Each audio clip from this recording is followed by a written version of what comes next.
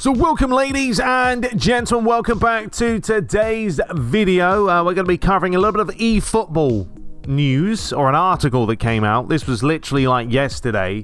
There was nothing before that. So when something new comes out, I like to kind of cover it, whatever it may be. I have released the first episode of the Road to Glory series, so go and check it out. I want to let that sort of digest for a day, and then tomorrow we should dive in, or we will be hopefully diving into the gameplay side of things, and we get the season going. So make sure you guys are keeping up to date with it. Head over to the Discord server. We're going to have a lot of stuff in there. I mean, we already have tabs and tabs, lots of different information. I'm going to be keeping you guys up to date with the series, the player stats, and all that. It's the easiest way. So if you don't have a Discord account, just quickly go and make one. It's free to join. Why not? All right, so let's dive into this. Now, remember as well, folks, that next week, Gamescom starts, and Konami are going to be there to showcase eFootball. I think we're all looking forward to it. A little bit nervous, I'm not going to lie. But we'll see how it pans out. So, this is from Tech Radar. And it's kind of, we got one article and then there's a little snippet of something that I want to discuss as well. But it's how the pro evolution of Konami's eFootball came to be. So there we go. So we're going to run through this and just kind of get a little bit more information, a little bit more flavor. So eFootball is a fresh start for Konami's long-running Pro Evo series. Well, it's basically a restart. Let's be honest here. Not only does the game take a radical different approach by switching from a paid annual release to a free-to-play model, but it's also being built on an entirely new game engine, this time around Unreal Engine 4. I still don't think it's being built from the ground up, you know what I mean? They are using, I know they're saying that they do it on the console first, and then they imported a mobile, but I still feel like they've used the mobile game as a platform, and then they kind of tweak it. They're not using the Unreal Engine 5 as we know, so it is still 4. Yeah, I don't think they've been doing it from the ground up, but that's just me being me. Alright, the shift has naturally led to questions over whether eFootball will be able to overcome some of the typical pitfalls and challenges that the free-to-play model can pose, and how content will be delivered to players after release. Alrighty, so in an exclusive interview with Tech Radar, we spoke with eFootball's producer, Shitaro Kimura. We've heard about him before. He's done a few of these. About how the development team will manage cross-play, the benefits of working with Unreal Engine 4, and what he considers eFootball's biggest innovation to be. And then obviously we've got the reveal trailer. Not even worth looking at that trailer anymore. So from Pro Evolution Soccer to PES, and now eFootball. Well, I mean, it's always been called PES. PES is the acronym for Pro Evolution Soccer. It didn't go Pro Evolution Soccer then PES. I mean, it's always been PES. What are you talking about? All right, and now eFootball. Kimura-san explained that the decision to scrap the series' long-running name, known as Winning 11 in Japan, was down to the multitude of factors. Esports, as we know, chiefly the prospect of turning the game into a viable esport. Yeah, exactly. That's why you put the E before the football.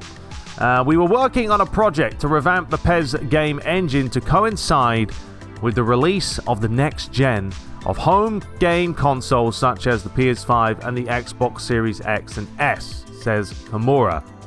At the same time, we knew that we needed to meet the needs of the market by making the game free to play and cross-platform, allowing players to compete and cooperate across devices.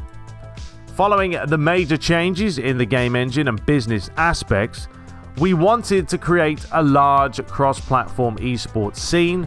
To this end, we made the decision to unify Winning 11 in Japan and PES overseas into eFootball. I mean, eFootball was around, wasn't it? The last few years they've changed the name. They've slowly been neglecting the PES, and now it's no more PES. Well, that's wrong. Let's sort that one out. We got to put a PSG shirt in front of that one. So, an in-game model of Lionel Messi in PES 2020 running on Fox Engine. And Fox Engine was good fun. I thought the Fox Engine did a really good job. Yeah, it had its faults at times, but for the most part, I enjoyed the engine itself. So eFootball is powered by Unreal Engine 4, replacing Konami's Fox Engine that powered the likes of MGS, the Phantom Pain, and previous iterations of PES behind. Building a game an entirely new engine is always a challenge, but Komura said that Unreal's development community helped make the series transition to Unreal Engine 4 a lot smoother, or a little smoother, not a lot.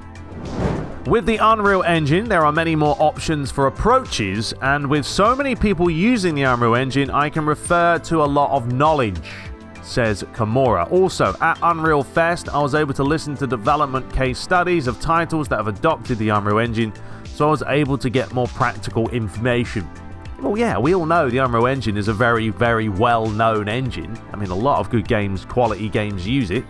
Also, because we were able to develop for all platforms in one environment, we were able to handle cross-platform play relatively smoothly. The gameplay portion of the game uses an in-house football engine, so the integration was very challenging. Itch the nose. That's quite interesting. So let me read that again there. We were able to handle cross-platform play relatively smoothly, and the gameplay portion of the game uses an in-house football engine, so the integration was very challenging. Well, what do you mean? Why was it very challenging if you used an in-house football engine? I don't know. Anyway, finessing free-to-play. So, eFootball is set to launch with a whopping 9, as we know, officially licensed teams in total, and we now know that new teams will be added and updated for free along with individual squads. We will also continue to offer Live Update, a free data update service, to which each team's transfers and squad changes will be updated weekly. Well, they have to keep doing that. Whether free or not, you've got to keep the game up to date. I mean, more than anything, if the game is free to play, you have to keep the game more relevant than ever. Because the only way you're making that Bunsen burner, nice little earner, is through transactions, keeping the game up to date with new squads, players, transactions galore, and all that. There will also be the predictable mix of licensed teams and made-up ones. According to Komura, there will only be a small number of teams available at launch, but other licensed teams with made-up names will be available as usual via free updates. Now, that's where edit mode will come into play. Obviously, if they didn't have edit mode... I mean, look, if Konami got rid of edit mode, I think the series would die. I for the life of me, cannot play... a football game with fake names. No, I can't. This isn't back in the 90s when you can get away with that stuff. Some people may be able to do it. I can't myself. So, really edit mode is always going to be a necessity in any eFootball game that comes out. Popular offline modes, such as Master League, will be available in the future as premium downloadable content, as we know, in eFootball. And the game will feature a match pass system that allows you to pick your favorite players and earn items based on the number of matches you play. So that's what Match Pass is they've kind of announced it, but we're still going to find out a lot more, I think, at Gamescom. Both free and paid passes will be available, says Komura. Paid elements will include individual players for our new team building mode, another thing we'll look forward to, the aforementioned match passes, and we plan to sell additional modes in the future. Additional modes. Now, will that be offline or online? Or will it be both? Who knows? So, moving on. But how will eFootball balance the multiplayer and single-player components when it comes to fixes and future updates and avoid falling into the pay-to-win, as we know and love, not, trap that so many free-to-play games succumb to? He says, we do plan to sell the existing offline modes as premium content in the future. As for those fixes and updates, they will be done in the same way for all modes, says Komura. We are focusing on making sure that all players can enjoy a fair game, so the game specifications will not be a pay-to-win system where paid elements will determine who wins or loses in a match. I don't really think PES has ever really been pay-to-win. because Konami obviously give you a lot of good players. Like, I have not spent really any money online. I've done a few donations that you guys have sent me. Maybe I spent $50 when you think about what you guys sent me. It's not that much over the course of a year. And my team is pretty stacked. So, yeah, I don't really think, it's been an issue with the whole pay-to-win on PES. Unlike FIFA 22, eFootball will let you play with friends no matter which platform they're on, including mobile. If you do opt for the mobile version, which will also support controllers in a future update, well, it has to be controllers as you can't play against them. The good news is you won't always need a Wi-Fi connection if you want to get your football fix on, says Kimura. Ooh. So you can play on the old 4 and 5G. Yes, it is possible to play online using a 4 or 5G connection. We are developing and adjusting so that the differences in communication quality, depending on the environment you are playing in, will have as little impact on gameplay as possible. I mean, I honestly would think we would have a little bit more trust in this and what they say if Konami had a really good rap sheet, where in the past, things they'd done actually worked the way they said they were going to. We've had a lot of problems over the years with dedicated servers obviously not being a part of it, peer-to-peer connection being dog poop. So, yeah, they say they're developing this stuff. I really hope they are doing a hell of a lot to make sure everything runs smoothly, because you can't mess up when it comes to that.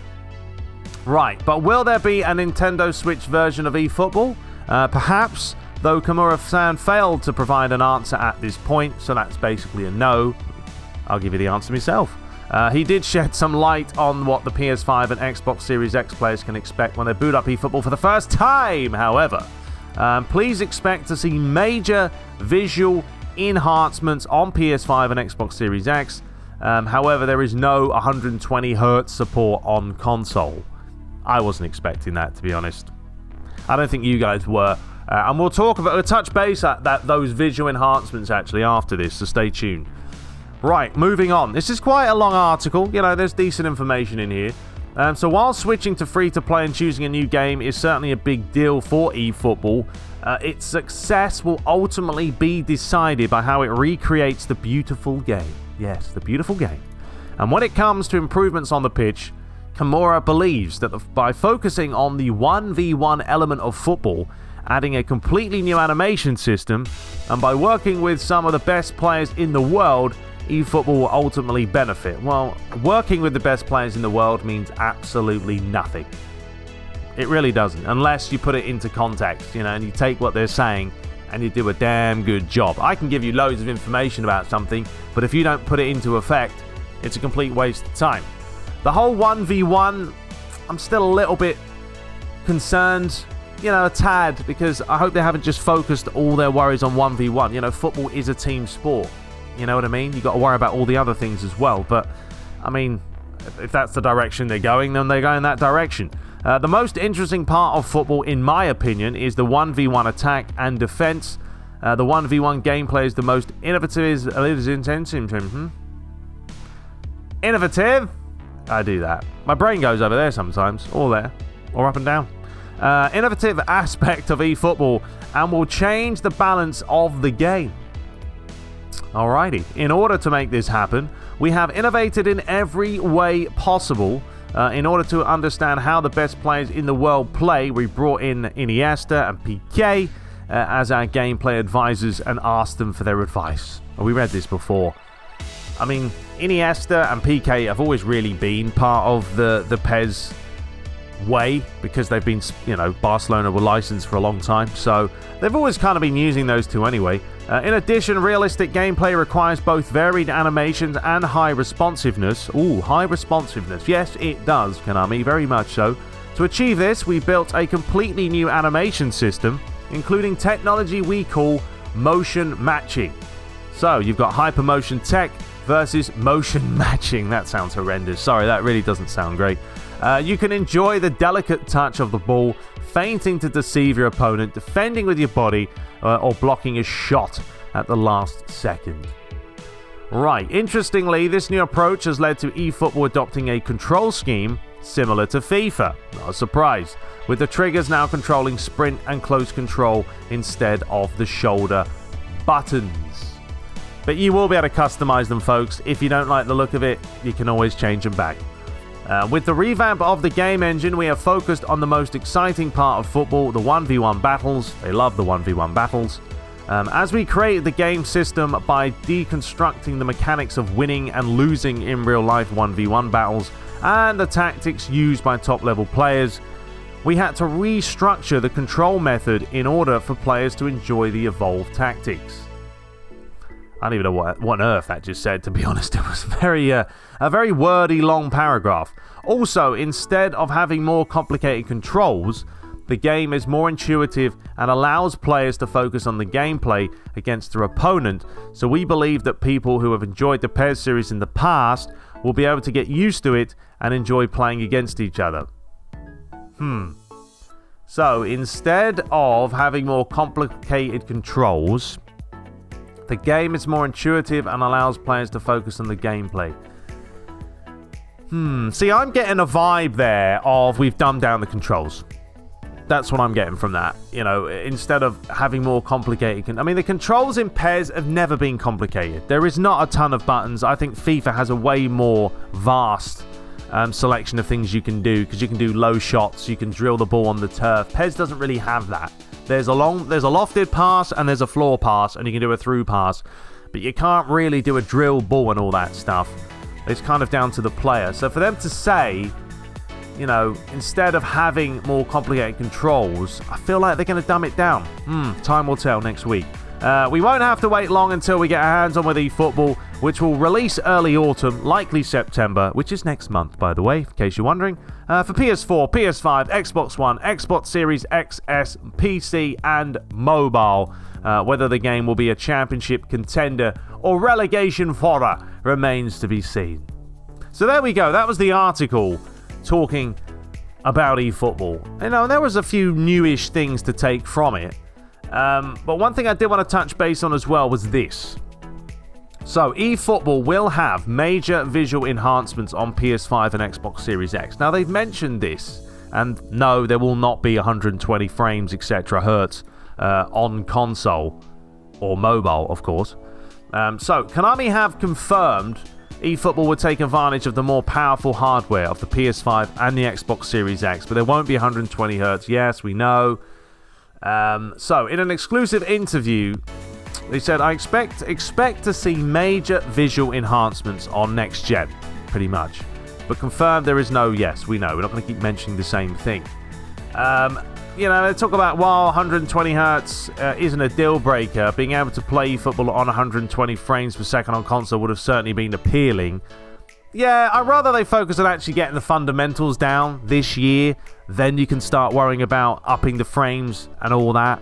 Don't worry about that, Konami. Just put out a decent game, to be honest. Get the ball rolling. So, in terms of what kind of visual enhancements we might see, we expect eFootball would target a 4K resolution. I would hope so in this day and age. I mean, most people, not most, but a decent amount have a 4K TV now, and include better textures and lighting than what will be available on last-gen consoles. I mean, I blimmin' well hope so. I really do. However, we'll have to wait to see exactly what those enhancements include and whether eFootball would include any platform-specific features like the DualSense support on PS5. I remember they did mention that, didn't they? That haptic feedback was going to be in the next, the next-gen version of eFootball. So eFootball represents a new approach from Konami, and then they talk about it. Right, so there really isn't too much to talk about. The main thing here was the whole major visual enhancements. And I've said this before, and I'll quickly touch base on this, but graphics for me, you know, they go under gameplay, okay? It's gameplay first, and then you have graphics behind it if you want. I mean, you know, you could put other things in there, like modes, if you want. But gameplay for me has always been the bread and butter of PES. That's why I play it. I don't play PES because of the game modes. I don't think anyone does, because they're limited. They are bare bones, right? So we play for the gameplay. And the fact that they keep saying this major visual enhancements, that it's still not going to change the gameplay. I hold, you know, still true to what I said, that this game will be very much a mobile game. yes, it may look better, and it should look better on next gen. So the lighting's going to be there. I mean, they put a thing saying like there was 3D lawn, which is embarrassing to say that that's a next gen feature. You having a laugh? 3D lawn is on the PS4 right now. You know, it's not really a next gen feature, but yes, the lighting should be better. The graphics, the textures, 4K, and all that. But my biggest worry, and it still is there, you know, until next week when we see Gamescom, is the fact that the gameplay is still going to be the same on mobile as console. So you can't get those next-gen animations. You can't have like hypermotion tech like FIFA's having on the PS5 for eFootball, because you'd have to have it on mobile as well. And the mobile is not capable of that. Yeah, mobile gaming has got better, don't get me wrong. People often say, well, look at Fortnite, blah, blah, blah. But yeah, Fortnite is a cartoon game, folks. It's a shooter, you know, it's a third-person shooter. You run around, you shoot people, and it's a cartoony game. You're not playing a football title where you're trying to be a little bit more of a sim approach. So yeah, we'll see. I'm going to stop going on about it because I'll wait till next week now when Gamescom arrives. This will probably be the last bit of information we have about eFootball before it does arrive next week. But I can't see the gameplay being any more than a console game with enhanced graphics. And I think what we played with the stability test will be quite familiar to us when we see it next week. I hope not. I really hope they blow us away. And then I'll put my hands up and I'll say I'm wrong. But we'll see. We'll see. Anyway, let me know your thoughts below. What do you make of this? Visual enhancements. Do you think the gameplay is going to be different to mobile? I want to know that. Let me know below. But until next time, we'll be back with the Road to Glory series, and then we'll bash into the gameplay, and that's when all the fun stuff begins. But until next time, subscribe for more, and take care.